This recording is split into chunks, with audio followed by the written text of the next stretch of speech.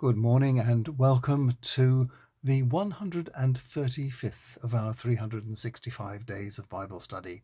We're still looking at the statutes and laws of old Israel, and at the moment we're looking at the laws relating to human behavior towards other humans.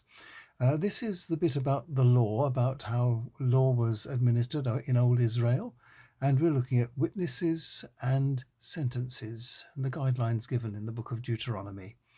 We're looking at Deuteronomy chapter 19, verses 15 to 21. Just one witness is not enough to convict anyone of a crime.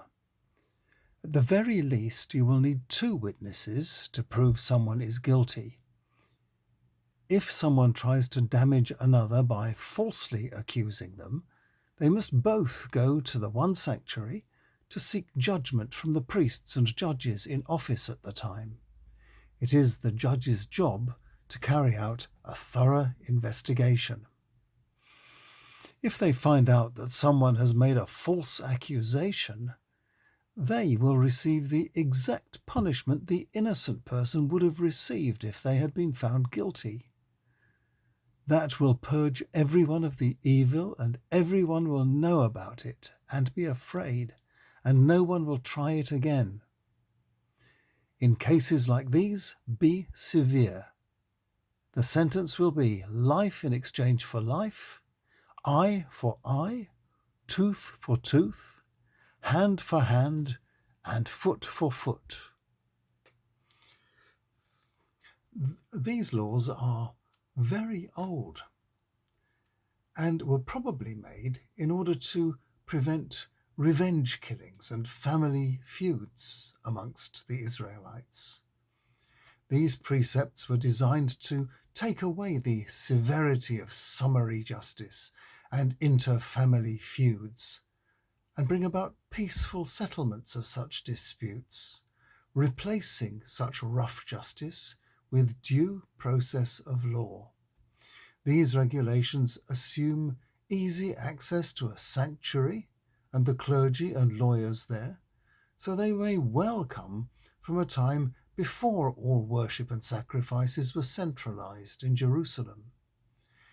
Later Jews, after the exile, used these laws to limit the effects of mercy and forgiveness, making a benign improvement on rough justice into a hard punishing rule.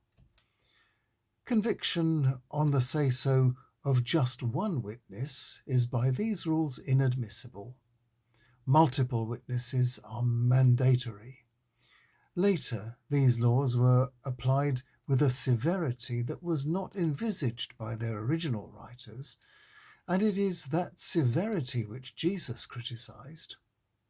What these laws originally were trying to suppress was the escalation of hostilities between families and tribes, where a black eye might be avenged with an injury and an injury by a murder, and so on.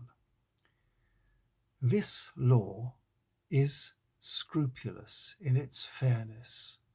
The false accuser receives the exact punishment he or she sought to impose on their victim. The intention is clearly stated in the text, to scare people into better behavior. Everyone, it says, will know about it and be afraid, and no one will try it again.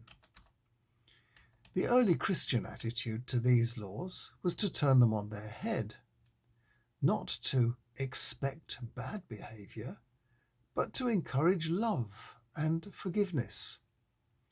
And although Christian rulers have been tempted to be severe in their attitudes towards those who break their laws, the gospel remains clear that we are all guilty of something, and Christ came to save sinners. Tomorrow, the law turns its eyes on the obligation to military service and to exceptions from that obligation, and I'll see you tomorrow.